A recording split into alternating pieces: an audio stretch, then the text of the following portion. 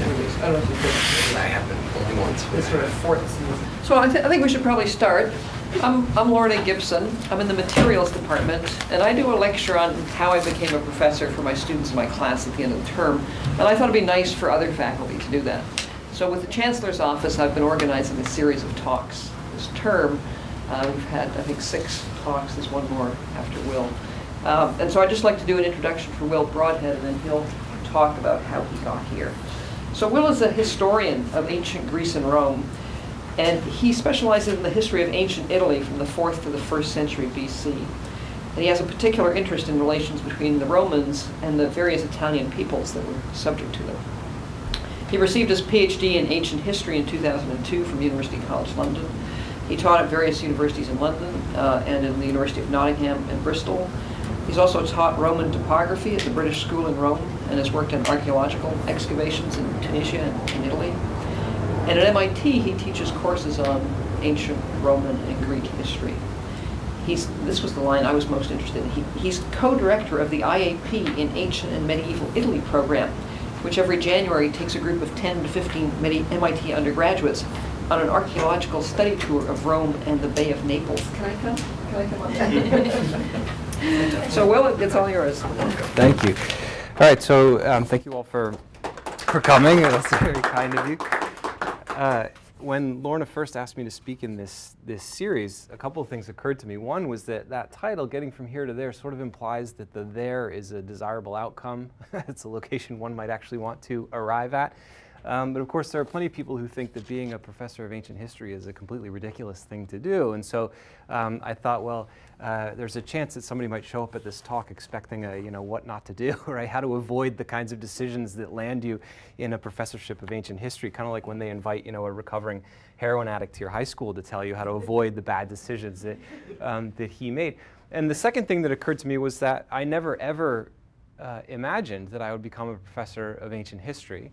And I definitely never imagined I would become a professor of ancient history at MIT. That just didn't make any sense at all. I'm sure there are a handful of professors here who imagined they'd be professors at MIT when they were very young and made it happen, right? But I'm very definitely not one of those. The only thing I think I imagined or dreamed about when I was a kid was becoming a professional soccer player. And of course, I'd like to say that dream was shattered by some career-ending injury, but the reality is just that I wasn't very good. So how did I get here then, right? How did this shy little kid become a professor of ancient history at MIT? And you can see already in this picture some of the things that were very important to me as a kid. My mom, my teddy bear named Teddy, and you can just about see behind the teddy bear my Captain Kirk shirt, which was absolutely one of my favorite shirts to wear. That was always in and out of the wash so I could get it back on. So how did I get from this to this little kid, right, to where I am now? There definitely was not a plan. That's absolutely the case. There's no grand plan, but I think I can say that most of the decisions I made in my life were a consequence of one or a combination of 3 factors. The first is that from a very young age, I believed that my life would be meaningful only if it contributed to the well-being of other people in some way. Why is that? Well, it all goes back to my childhood context, and there are 2 features of that really pushed me in this direction without me even thinking about it. One is that I grew up in a very religious family. My dad is ordained in the Anglican Church. He was ordained in England, and now, so it's the Episcopalian Church. There he is on the left at a leaving do from one of our churches before we moved to another, and there he is on the right officiating at my own wedding to my wife Yumna many years later in 2003. So I spent a lot of time at church when I was a kid, at this church in particular, Zion Church in North Branford, Connecticut. I know the blades of grass on that field like the back of my hand. I had to mow them so many times, sometimes as punishment for misdeeds and other times just because it was expected that I would do such things. So I grew up in this very service-minded context, right? Always working on projects through the church to help other people. This also, incidentally, is where I began to overcome some of that shyness. Somebody realized early on that I could project my voice quite well, so they asked me when I was very young to do readings in church. And this is a good way to overcome shyness because you're obviously not responsible for the content, right? God is, and so you can have complete confidence in the content, you can just focus on the delivery. And so I did that and realized that actually, you know, my voice works, and so maybe I could use it a little bit more often. This is also, of course, where I first encountered the Romans, the New Testament Romans, right? Those tax-collecting, census-holding jerks who killed Jesus or helped kill Jesus in the end. So I didn't know much about them, but I knew that they existed, and of course they would later become important. So that upbringing was an important contributor to this factor. And another was that I'm very much a child of the 80s. Which means that you know, the Reagan Revolution was afoot. Wall Street, greed is good, right? The me generation was on a lot of people's minds. And I grew up with a family that was very definitely left-leaning. All of our friends were left-leaning, and so we sort of reacted to this movement of the 80s by going in the other direction. So one thing I knew early on was that I did not aspire to be Gordon Gekko, and that was a relief, right? Once you remove a sort of healthy bottom line from your career aspirations, then the choices become much broader, and they can include being a professor of ancient history. So that's the first factor, that my upbringing sort of pushed me towards something service-minded. The second kind of goes in the opposite direction. That was a healthy dose of self-indulgence, right? I'm no St. Francis, that's for sure. And there are a lot of things I like and a lot of things that I wanted in my life, and those included reading stories about ancient Rome, reading in beautiful libraries, right? I loved the community of curiosity that you often find at great institutions of learning. I realized along the way that I also loved cities and urban life. And ultimately, of course, above all, I love spending time with my family. So I knew that wherever I ended up, I had to be able to tick off as many of those things as possible, and absolutely the last of them. But the third factor, right, and here's the, I think what we're trying to get at with this series of talks, the third factor is contingency. Right? As historians, we're always talking about contingency in history, things that you couldn't possibly have anticipated, which end up changing everything or changing something.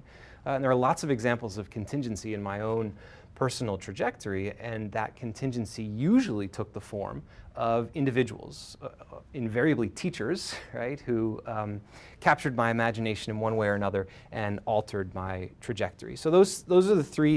If there's a sort of argument to try and explain, as a good historian, trying to explain my trajectory, those are the three factors that I think explain most of the decisions. But anyway, the story really starts in high school. Groton School, which is a co-educational boarding school here in Massachusetts. Why did I end up at Groton? Well, it wasn't really my decision. My parents decided to send me to an independent school.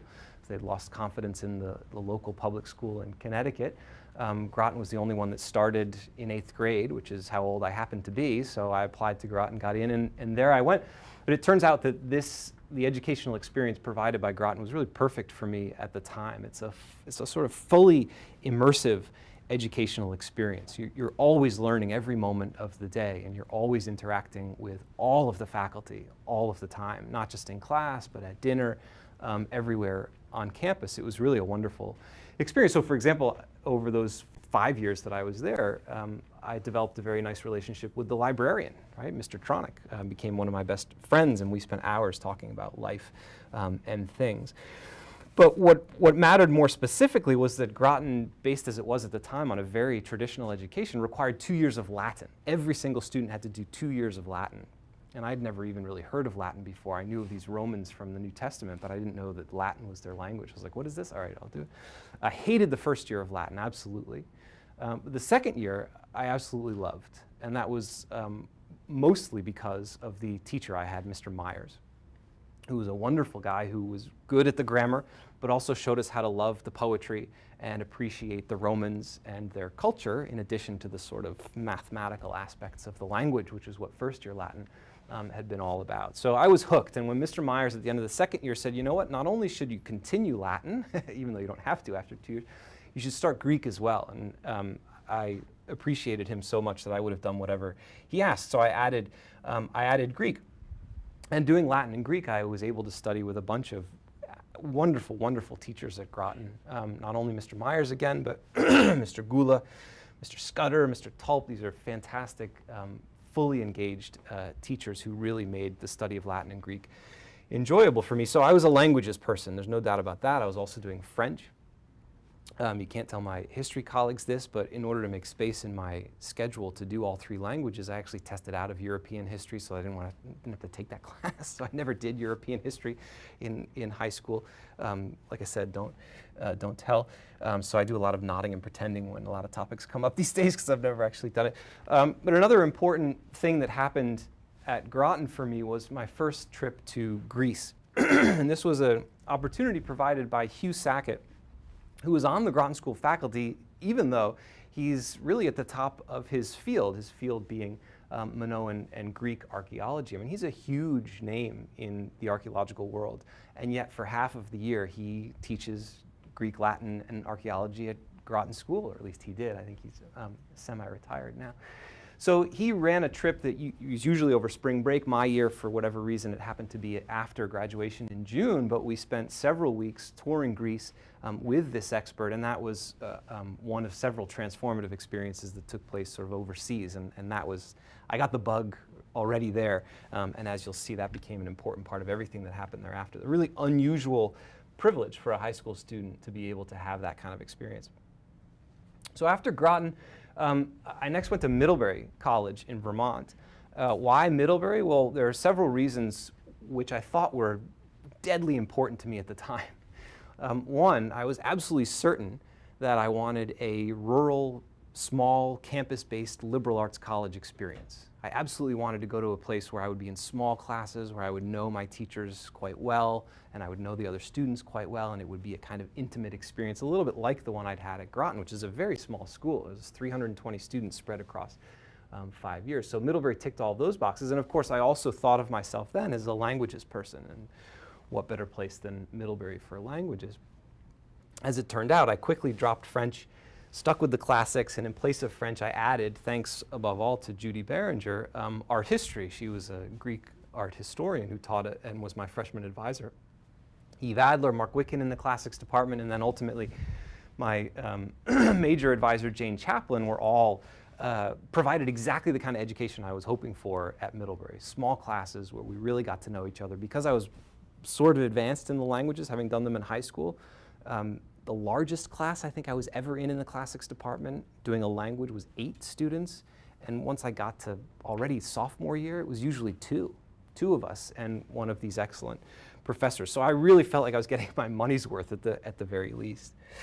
As good as the education was I was getting at Middlebury, there are actually 2 experiences away from Middlebury in this period which were very important at the time, and I can see now that they inform a lot of what I do. The first was my junior spring semester abroad in Rome at a program called the Intercollegiate Center for Classical Studies. This was a 4-month intensive archaeological introduction to the remains of Italy, the Greek, the Etruscan, the Roman remains of Italy. It was really the best way to acquire knowledge of all this material quickly and intensely, and it was a great experience. Absolutely, I loved every aspect of this experience.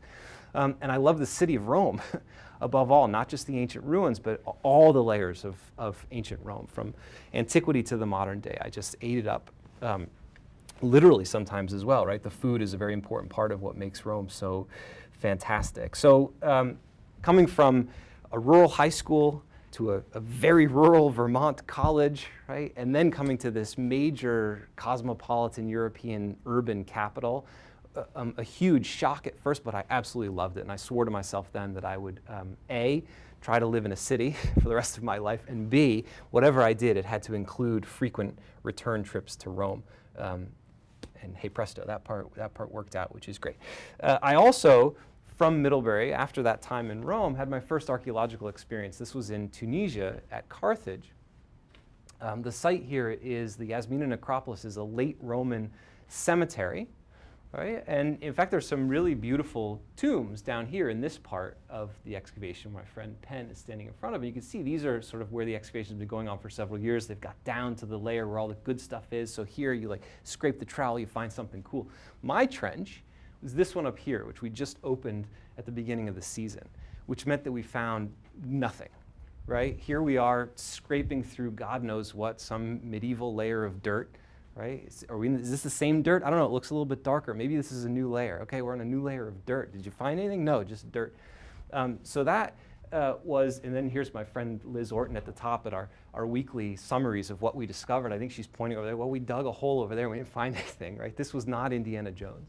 And so this experience was interesting in that it demonstrated to me that archaeology was in fact not always exciting. It was often painful, and it was usually quite tedious. And so I came back from that thinking, all right, I've eliminated one track.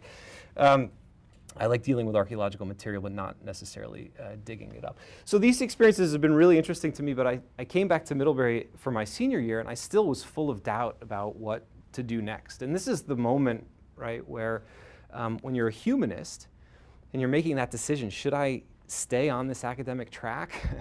Right?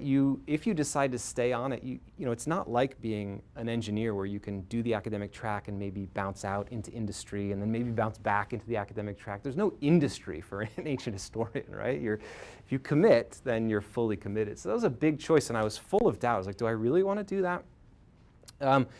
And I even went to the careers office and took their questionnaire. You know, I don't know if these things still exist, but you can take a questionnaire and it'll spit out like some jobs that you might be interested in. And it suggested maybe I would like to be a claims adjuster for an insurance company. And I'm pretty sure that was not right, but I had no confidence about any of the other options. So it was a tricky moment for me, actually, trying to figure out what to do next. And I went to my advisor, Jane Chaplin, and I said, well, you know, maybe I should do graduate school. Maybe I should stay in academia. And she said, you want to go to graduate school? You've never even seen a graduate student. How do you know you want to be one? Right? And this is the downside of a liberal arts education, is that you honestly don't know what it's like to be a graduate student because there aren't any there, right? So what is that life like? And she told me about, you know, her parents having to give her visits to the dentist as Christmas presents because she was so broke when she was a graduate student. She's trying to scare me off. I was like, okay. So with her help, we decided what might make sense was to go to England, where most of the universities these days, or those days and still now, offer 1 year, 12-month taught master's programs. And so you can go and take some classes, write a short thesis, get a master's degree, and you can sort of sample, see if it's something you might want to do. And I thought, okay, that sounds like a good idea. I know I want to be in a city, so I'll go to University College London and do their MA in Ancient History, which was the decision I came to. Big city, short program, small investment, right? We'll see how it goes. Of course, I graduated from Middlebury in the June, and the program didn't start in London until October. So I had this summer, and I didn't quite know what to do. And I knew I was going to go back to where my parents at that point lived, which was Jamestown, North Dakota. And in these small Midwestern towns, right, there's really very little on offer in terms of summer jobs or, you know, any other kind of job. And as some of you might know, right, everything revolves around the McDonald's by the highway. So with my BA in classics from Middlebury, my first job was McDonald's in Jamestown, North Dakota, which was a really, actually a fascinating experience to get to know the other people working there, and of course to have the discipline to do, you know, a crappy job, even though I had what was supposed to be an impressive degree. But, you know, standing right next to me in this very same McDonald's in Jamestown, North Dakota, was this guy, Jim Shea, who had just finished his undergraduate degree as well. And he was about to go on to the North American Pontifical College in Rome to train for the priesthood. He became a priest, and then in 2009 he was made the youngest ever president of a U.S. college or university, the University of Mary in Bismarck, North Dakota. So there's two of us working in McDonald's, right, with our BAs, and he's the president of University of Mary, and I ended up at least not flipping burgers anymore. But so that's one of several crappy jobs that I've had along the way, which, you know, were sort of useful for adding perspective. But anyway, I finally made it to London with a little bit of money in my pocket from McDonald's, because there's not very much to spend the money on in Jamestown, North Dakota either. So you're not making much, but you're not spending much. And here's University College London. This was another wonderful experience for me during the MA, but it was not at first, right? So initially when I arrived, I was thoroughly intimidated for a couple of reasons. One was that I had shifted from a sort of classics undergraduate degree, where I was doing mostly reading of Latin and Greek texts or reading of history texts in translation, And I arrived here and I was in this ancient history degree, and there was an expectation that you were fluent in the modern scholarship as well. So instead of talking about Livy and Tacitus, everybody was talking about Moses Finley or Rostovstev, people I'd never heard of, these modern scholars whose work was important. So I had a lot of catch up to do. The other thing that's intimidating, of course, is that all these people with British accents just sounded so much smarter than I did. And so I thought, wow, these guys must know what they're talking about. And it takes a while to figure out that they don't. The accent is just part of the picture. But so I went across to England in October, and by the time we got to the winter break, I was pretty sure that this experiment had proven simply that graduate school was not for me. It really wasn't going well. I was not confident at all. But that Christmas, I didn't go home. I stayed in London. There were about 3 of us left in the dorm, so I thought, well, I'll just put my head down and start writing my first major papers for the degree. And once I got going, I was totally hooked. Right? And so after that depressing start, with the help of Michael Crawford, who would become my supervisor for the PhD as well, I really got into the material and into the program, and that was, I knew by the time I got to the end of the MA that not only did I want to continue to do ancient history, I knew I wanted to continue to do it with Michael Crawford, and I knew that I wanted to do it in London. So Michael works on precisely the period that I'm interested in, so there was this instant overlap of interests, but really what made and makes Michael amazing was his sort of unmatched dedication to the interests of his students. I mean, once he sort of takes you on, he really makes things happen. And I had complete confidence that if I stayed with him, I was in good hands, and that certainly turned out to be true. But like I said, it took me a long time to realize that I actually liked this MA program. So by the time I thought, yeah, I want to stay in London and do the PhD, I'd missed the deadline for applying for the following year. I missed the cycle. And so I had another weird gap of a few months, which I spent working at The Gap on Oxford Street in London, right? So this is yet another of my crappy jobs. I've done McDonald's. This is sort of, with each degree I added, I stepped up just a little bit. So I went from working with food to working with cheap clothes. If I kept at it, I don't know where one ends up thereafter, but certainly not here. I've also been a telemarketer. I've also picked tomatoes, right? There's terrible, terrible jobs, but it's good to have those behind you. Anyway, the Gap was useful because it provided me with a bit of an income, and it also was useful in one other way. There's actually something I learned there that I apply almost all the time, and that is, when you walk into the Gap and they accost you right away, they're trying to have a conversation with you, and it's really annoying. Like, I just want to look at your jeans, right? But what they teach you is to engage people when they walk in by asking them a question that they cannot answer with one word. So you try to start a conversation, both to sell them stuff and also so that they don't steal stuff, right? So they know you're paying attention. And I thought at the time, this is really annoying. I don't want to have conversations with strangers. They know how it works. All the clothes are on the shelf. They can just go get them. But that sort of practicing with asking those kinds of questions, productive questions that result in conversations rather than a simple, quick answer, I mean, that's something that we do all the time in class, right? So that was actually a life skill that came from the Gap. But after that, those months at the Gap, I started the PhD in 1997 at UCL, and it was wonderful, right? London is really a perfect place for what I was doing. It was perfect for me. It was the perfect place for someone who loves soccer and ancient history, right? You have the British Museum and the Institute of Classical Studies in Senate House here. These two buildings are right next to each other, so I could be sitting in the library of the Institute of Classical Studies here, reading about some object. You could look out the window and there's the British Museum, and you knew the object was right in that building. You could just walk out and go straight in. Right up the street is the British Library, one of the greatest libraries in the world, right? So it's like a theme park for ancient historians. It's all here. There was a wonderful community of scholars as well, and of course there's Arsenal Football Club. So London has all that you need, or had all that I needed at the time. Right. I also met in London my wife, Yumna, and once again I have Michael Crawford to thank for that. Right? This is one of the many ways in which my teachers have impacted my life. He told both of us that we absolutely had to attend an academic talk on the use of historical exempla in Livy's history. Right?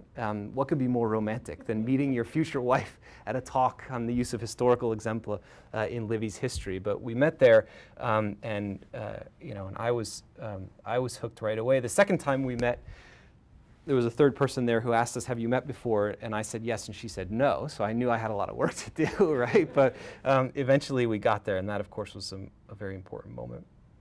So as I was finishing up the PhD in London, this is the next moment that people interested in an academic career, like, what happens there? This is can be a really tricky moment. For me, it happened so fast that I didn't really have time to think about it. And this is yet another example of contingency.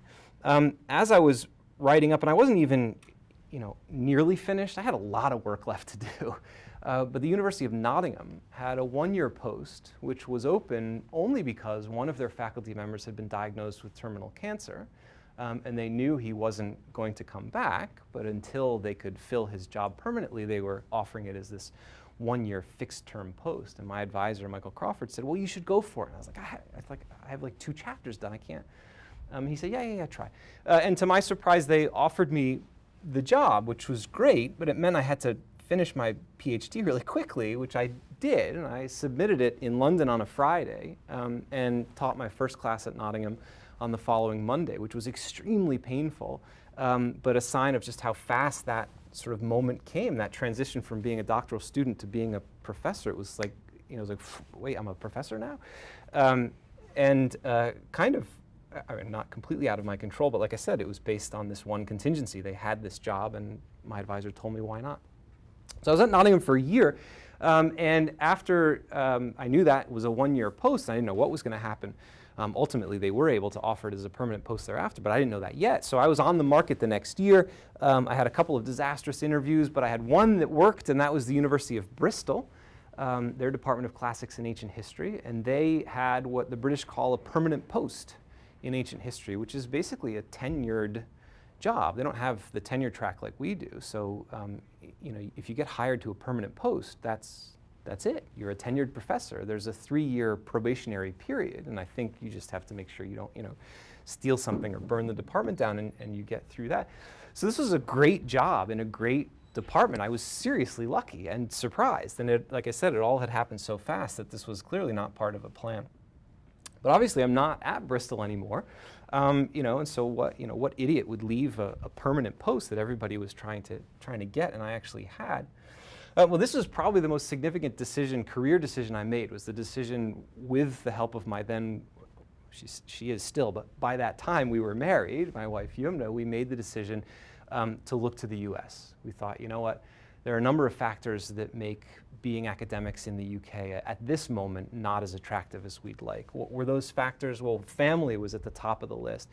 Yumna was working at King's College London, and I was working at the University of Bristol. It's an hour and 45 minutes apart by train, but I was spending 4 or 5 days a week in Bristol, and we would have the weekends together in London. That was, we were not going to tolerate that over the long term, so we had to do something about that.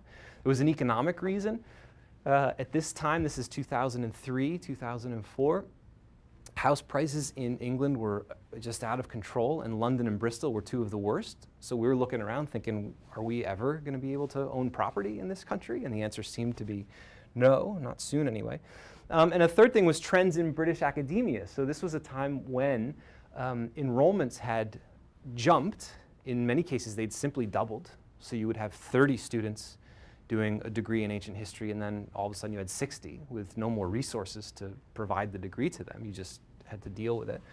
This was a time when the idea of actually charging students tuition was beginning to emerge, right? In the UK, of course, it's all public, and it used to be, they used to pay you to go to university. They can't afford that anymore. So for all those reasons, Yumna and I decided, you know what, we should think about going to the US. And we thought, we'll have a 5-year plan, right? It might take a while. We'll see what jobs come up, we'll apply, and within 5 years, hopefully we'll end up in the US. Did I think MIT would be the place? Not for a second. I didn't even know they had a position in ancient history. I think I knew they had a history department, but I didn't think they had a historian who did Greek and Roman history. And I did what everyone does. You go to the centralized listing of all jobs in your field, and there it was, MIT. And I thought, all right, we'll give that one a shot. I love Boston. And to my huge surprise, they liked my application, invited me for an interview as early as, I think, November, and offered me the job before Christmas of that year. And I thought, again, it was just happening so fast. So Yumna and I decided, yeah, you know what, we'll do this. I think this is the right move for us. So we moved in 2004 from the UK to MIT. And that transition was a pretty dramatic one. The differences are pretty stark, right, between the UK educational experience and the American. So in the UK, I was in these large departments of classics and ancient history, where I was doing Roman Republican history. There was a Roman imperial historian, there was a Greek historian, an early Greek historian, right? There was a lot of specialization. At MIT, I'm the ancient historian, so it was a very different situation in that regard. And also the students in the UK, they come to Nottingham or Bristol or wherever to do a 3-year degree in ancient history, and that's all they do when they're there is ancient history. So you know them for 3 years, you teach them multiple times, you know exactly what they know before they get to your class.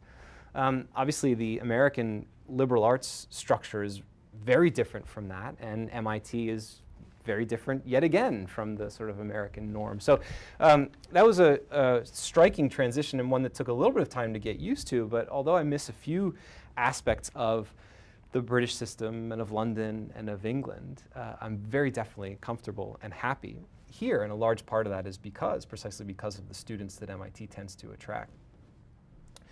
So the last couple things I wanted to show you were just, I won't speak at length about my research, but just very quickly, everything I do research-wise has to do with Roman Italy, and when we say Roman Italy, usually what is meant is what Lorna said before us, the history of the Italian peninsula between the 4th century and the 1st century BC.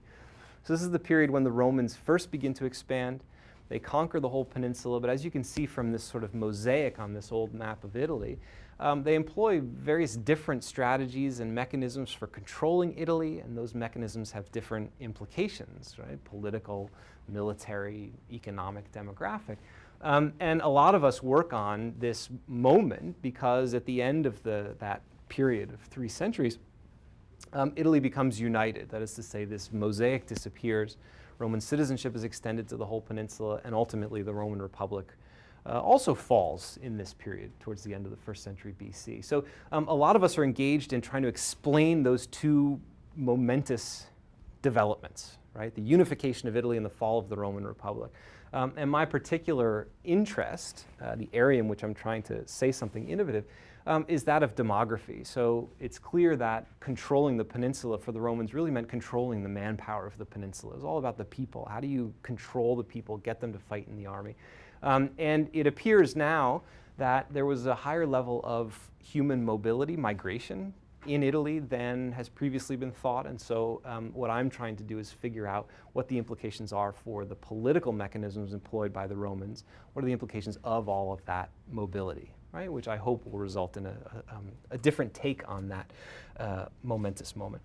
And then finally, I'll come back to what Lorna mentioned before, which are these 2 programs we run now out of the history faculty, which we've been doing for 10 years, and which hopefully you can see really capture a lot of what was important to me when I was a student, and try and deliver it to MIT students in a sort of bite-sized fashion so they can at least sample what was so very important to me. So we run in alternating IAPs in January.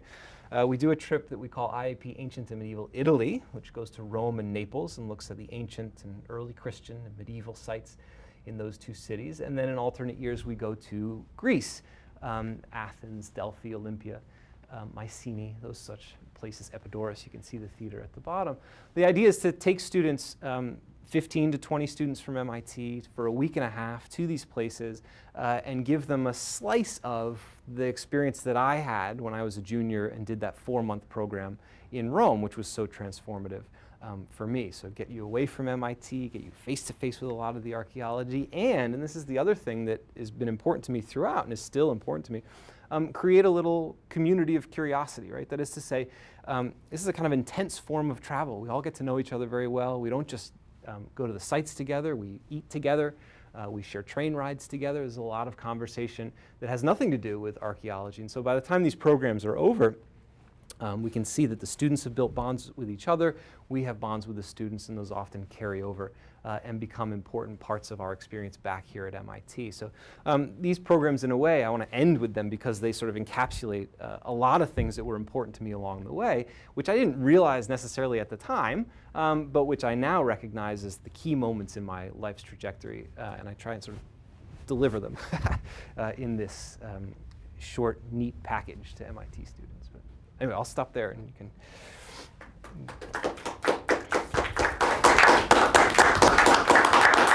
Thank you.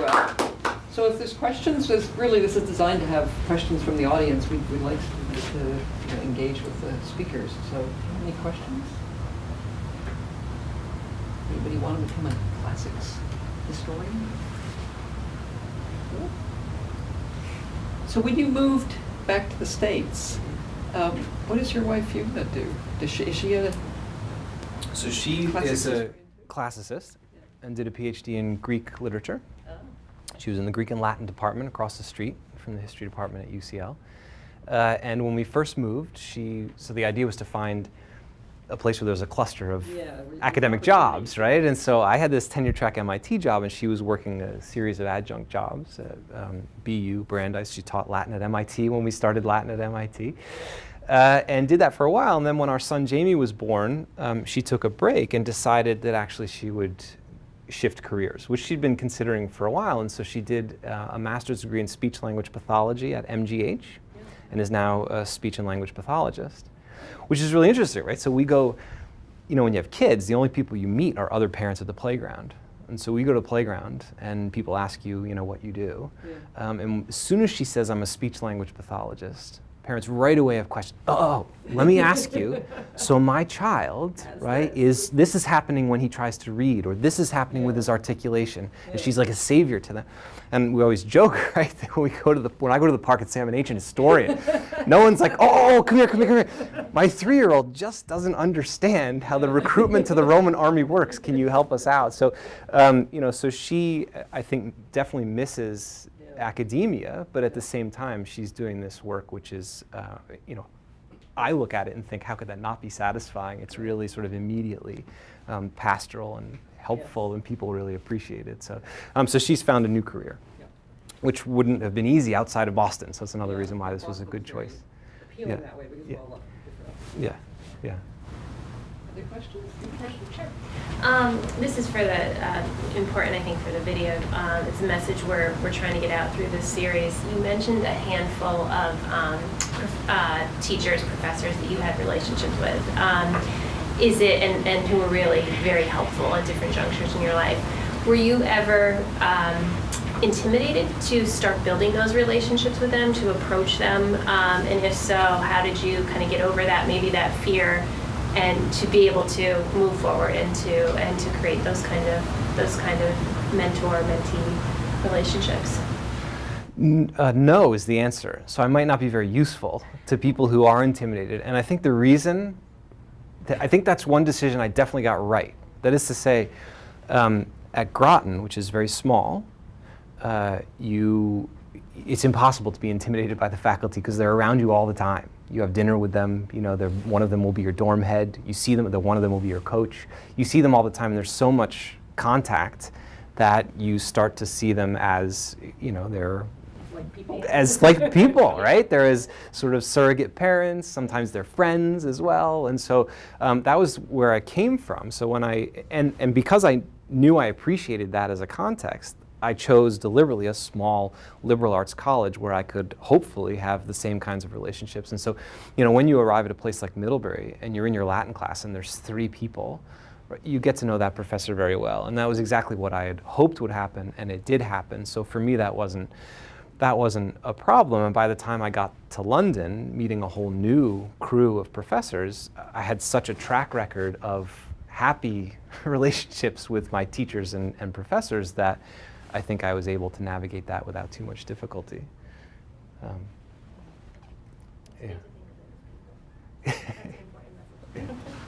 So you talk about those 2 jobs you were taking after getting your degrees.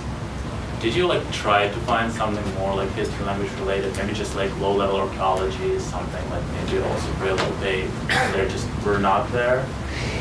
I think the answer to your question is that in the case of McDonald's in Jamestown, North Dakota, that was the only option because I had already committed to spending that summer with my parents in North Dakota.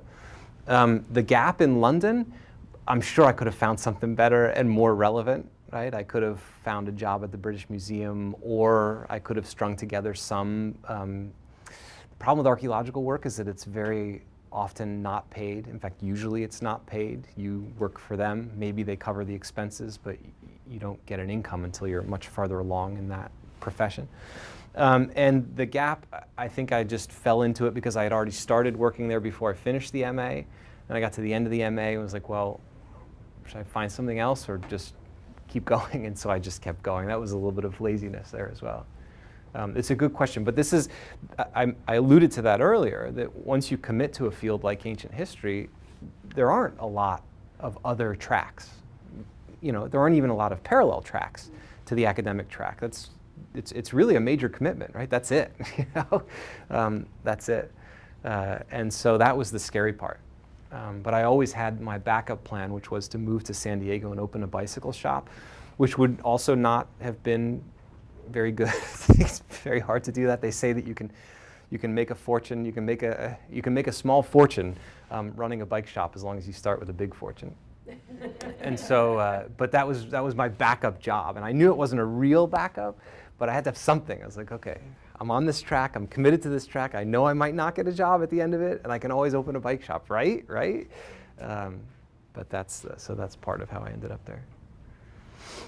And what's it like being a professor of history at MIT? So how would your normal day go? A normal day, I spend a lot of time in my office by myself because historians tend not to run big labs. Some of them do, right? But when I'm doing my research, that often means reading by myself. So many historians are the sort of classic lone scholars. So I spend a lot of time in my office reading, and then we teach 1 or 2 classes a term, so that would be 2 to 3 meetings per class with the students. Those classes, for me, tend to be as few as 10 students to as many as 35 students, so sometimes they're labor intensive, lots of grading to do, and sometimes they're not labor intensive. And then there is, of course, a whole slew of administrative work that most of us end up doing that has very little to do with our teaching or our research. That takes up a good number of hours each week, some of it very pleasant. So, you know, I'm the undergraduate officer for our department, which means that I go to meetings once a month and talk about policy and issues emerging across the institute, not just in history, that have to do with undergraduate education. I'm also on the Distinguished Fellowships Committee, which is a committee that supports students applying for the Rhodes and the Marshall and the Gates scholarships. And so we interview those students, help them with their proposals, give them mock interviews if they get invited. So that feels like really useful work, right? You're really helping young people make that transition from being an undergraduate, where it's all about the studying and the tests, well, not all, but a lot, to presenting themselves as a human being with character and with a vision for the world, right, and how to make it a better place. That's a really wonderful kind of experience. So in the fall term, at least, that can take several hours of the week. But I think the first thing I would say in response to that question is that being a historian at MIT is absolutely wonderful, and I really didn't know what it was going to be like. My friends joked that this was karmic retribution for not taking the science requirements seriously at Middlebury. So I had to do 2 natural sciences. One was physics for poets, that was its actual title. And the other was earthquakes and volcanoes, which was called Shake and Bake for short, and was notorious as a gut course. I mean, it was it was rocks for jocks. So having taken these courses, my friends in Middlebury said, oh, you're at MIT now, right? You're going to be like teaching Greeks for geeks. It's going to be karmic retribution for not having taken your science seriously. And as it turns out, teaching MIT students this material is really wonderful. And I think there are a lot of factors that contribute to that. One is that I know a lot of MIT students see their humanities classes and their history classes as a break from the technical side of the institute. And so in a way, they kind of relax when they come to us. Like, so I can do something that's interesting, right? Not that the other stuff's not interesting, but you know how it gets. Another thing is that I think there's a connection between science fiction and mythology. I think a lot of students have probably read Percy Jackson. And then, of course, there's video games, right? Like Rome Total War. So I get a lot of students who play Rome Total War nonstop, and they show up in my class, and it's amazing how much they know already. And they want to know from me, like, which parts are real, right? Which parts are accurate? What do we, like this is what happens in the game. Is that right? So there are a lot of connections like that which are made. And the challenge for us in the humanities departments, right, is figuring out a way to do our job with the acknowledgement that we're not training historians, we have 1 or 2 history majors a year, and very few of them go on to graduate work in history. Most of them are double majors, and they'll do physics and history or mechanical engineering and history, and then go to the other side. So you have to figure out a way to do what you do, acknowledging that you're not training future professionals, but you're also not doing just service teaching, right? There has to be something, something in the middle where you're really seriously contributing to an MIT undergraduate's education in a way that will actually be instrumentally useful to you as well. Not just, in an amateur kind of hobbyish way. Oh yeah, I kind of like the Romans, I'll take this class. So, I try to deliver classes and experiences that will do that, right? Nice. And are your resources available online, like classes and stuff? Most of my classes, I think, are on the OpenCourseware site. There's not a lot there. You'll see the syllabus and sort of the suggested readings, and for most of them there's sample essay questions and things like that. But there are not videos of my discussions or lectures. I haven't gone that route. So I think all of my classes are represented online somewhere, but there's not a lot there. Yeah. Yeah. Go ahead. I imagine history is a really broad field. So if I could ask, what about Greek and Roman history in particular made you interested in that route? It was the languages, so Latin and Greek. And like I said, it was because I was forced to do Latin, right? Against my wishes. I didn't want to do it, and I didn't like the first year at all. But it was the teacher, Mr. Myers, of my second year Latin class, so at first I didn't really want to do more Latin or Greek. I just wanted to do more classes with Mr. Myers. And that meant I ended up in more Latin and Greek classes. And so that was the foundation. And then when I got to college and first had the chance to choose from this broad range of historical subjects, it was pretty obvious that these are the societies I know most about. I like them. I want to learn more about the historical context. And so I ended up following that track. But accidental, again, right? I mean, it was just, if Mr. Myers had not been such a good teacher, then I may have said goodbye to Latin, and then I would be going in a completely different direction. So that was clearly an important moment. And this one, if I can ask one. Yeah, sure, go ahead. It's a bit of a cliche, but I want to hear your perspective. What role do you think history classes play in our modern world? In our modern world?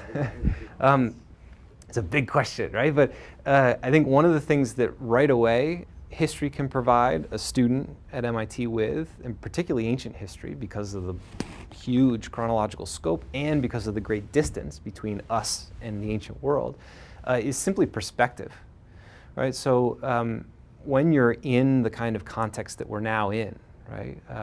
Most people are presentist and futurist, right? You're thinking about what I have now, what I can make for tomorrow, right? Most of us are really forward-looking. And sometimes people can fall into the trap of thinking that it's all new when in fact it's not, right? And so history can, at the very least, I believe, provide students at this stage with the care that comes from perspective. You're like, hang on a minute, let me think. Have we been here before? Has someone done this before? What are the implications of this, right? And you can contextualize your current moment and your future moment a little bit more appropriately than otherwise. It also, I think, is a wonderful opportunity in ancient history. I like in particular, because of the detachment, I think it's easier to study ancient history and study everything that you find without being distracted by current contextual baggage, right? That's not always the case, because there are some episodes from ancient history which are hotly contested and have immediate sort of modern resonances, right? So for example, the question of, are the Macedonians Greek? The ancient Macedonians, Philip, Alexander, are they actually Greek or are they not Greek, right? There are hot debates now about what that means for the territorial boundaries of that part of the world today.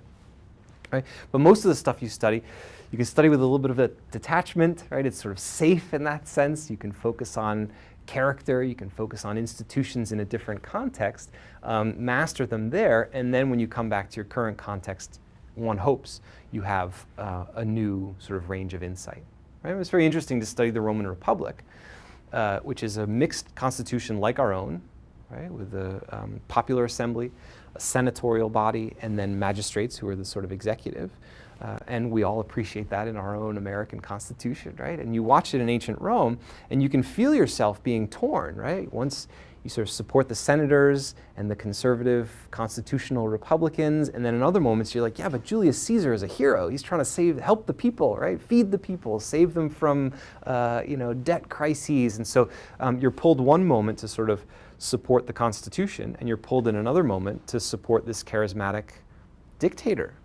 Right? And if you feel yourself being torn like that in the ancient context, and then you come back to modern American politics, you can, for example, cite the ridiculously low approval rating of Congress. And then you can ask yourself, wait a minute, when we were studying ancient Rome, we realized that the Romans kind of gave up on their constitution because it wasn't delivering what they thought it should deliver. Well, are we, what should we be thinking about our own federal government if its approval rating is quite so low? So I think there are some ways in which the perspective is a general benefit, and also it can be sort of specifically applied to bring you to new questions, and not new places necessarily, but new questions and hopefully greater insight or different insight. Yeah. Go ahead. You had mentioned a while ago that your research work involves a lot of reading, some alone time. Yeah. Right. I was just wondering, are you able to maximize or utilize the technological opportunities that are afforded by MIT in your line of work? Like for instance, the Media Lab has a lot of civic media stuff, as well as big data analysis. Mm-hmm. Are you able to utilize those in your work in such a way that it becomes richer, in a sense, and not just do classic history research? Yeah, I haven't yet. I'm sure the answer to your question is yes. People talk a lot about big data in history and whether we can get on that train. And for the ancient world, it's highly problematic because there is no big data. It's just, data is always a problem for us. There's not enough of it, and it's not reliable. Right? I mean, the Romans love to say when it comes to numbers, there's sort of big, medium, and small. They're all rounded up. So there aren't a lot of numbers out there, and the numbers that are out there are not necessarily trustworthy. So you could, do archaeological studies where you try and acquire as much data as possible, and then do some big data analysis. But that's not really big data. That's not what's meant by big data. So that's specific to that particular question. I'm sure there are other ways in which I could leverage what MIT has available, and I haven't yet, because the projects I've been working on seem not yet suitable to that kind of an approach. So I'm still mostly in my libraries or in Italy doing museum work. But Thank you. yeah, of course. So I have another question about Latin. It sounds like Latin was your route into this whole That was thing. the route into it. And my understanding is that not so many people take Latin these days. And I'm wondering, do you think that affects people's interest in the ancient world? Like in a more historical and sort of broader context, broader perspective? The only sort of measure I would have is the number of students in my class and the background knowledge that they bring to it, and I haven't noticed any drop-off at all. Do you find our students know Latin? A lot of them do. Really? And the reason is that although there are not lots of people taking Latin in high school, there are a number of high schools in the US which have either developed or have always had Latin programs, and they save them for the smart kids. Yeah. So you must know the one in Boston is called Boston Latin. Requires the students to have Latin, I think, right through grade 12. My neighbor's kids have Latin. Yeah, that's right. And it's a fine school. That's right. And so we actually have a lot of incoming MIT students who have done 4 years of Latin and the AP. Some of them because they like it, or they went to a Boston Latin type school, and others because they were at a school where that's where they put the smart kids. It's like a fast track. And so the question is, well, is there a sort of instrumental use to their learning Latin? That's always a very difficult question to answer. And there was a time when we all answered it by saying, well, it's good brain training. It's very good linguistic training. You become better at English if you're good at Latin. But in these particular schools, I think it serves another purpose, which is that it creates a community of smart kids who can spend time with each other on this. It might be obscure and they might think it's useless, but it's interesting often, and something that makes them unique when they pop out the other end. So we started offering Latin here at MIT, and you know, the numbers are not overwhelming, but we teach both introductory Latin, which usually gets about 15 students each time it's offered, which is every year. And then in the spring, we offer a sort of upper level text reading class, a class where you're actually reading ancient texts, and that class gets, you know, sort of 2 to 8 students in it. So there are people on campus who are able and interested, and it's, yeah. Yeah. Anyone else? All right, well, let's thank Will again. Thank you. I just wanted to thank the Chancellor's Office who has sponsored these talks. And also there's one more talk this term, November 30th, Bob Langer is going to give a talk about how he became a professor at MIT. So that's, I think, at 4:15 and 6/120 on November 30th. Well, thank you all for coming. Thank you.